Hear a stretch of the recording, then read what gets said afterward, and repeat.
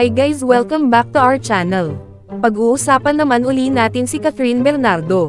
Napag-usapan nga natin sa ating previous vlog na meron ngang bagong movie si Kathryn Bernardo na ang title ay A Very Good Girl kasama si Dolly De Leon.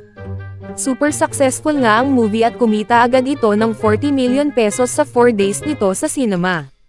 Ngayon naman ay pumunta nga sina Kathryn at Dolly De Leon sa Los Angeles, Hollywood para sa pag-premiere ng movie doon at talagang bongga ang pag-organize ng premiere at sinuportaan talaga ng ating mga kababayan.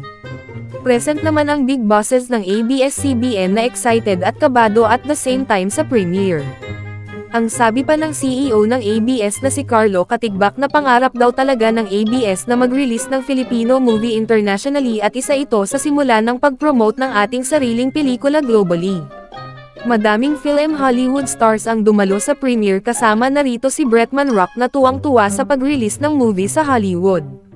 Nanawagan pa si Bretman Rock sa ABS-CBN na sana bigyan daw umano siya ng movie.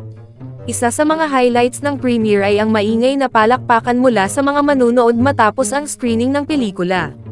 Kitang-kita ang saya at pagkaka-excite ng mga tao sa kung paano ito umani ng magandang reaksyon mula sa mga manunood. Aside sa US, mapapanood ang A Very Good Girl sa Canada, New Zealand, Australia, Guam and Saipan, as well as Middle East, Hong Kong, Singapore, Malaysia, Cambodia and Nigeria. Mapapanood pa nga ang A Very Good Girl sa mga sinihan at sana ay saportaan natin ito. So ano say ninyo dito guys? Comment your thoughts below and don't forget to subscribe to our channel.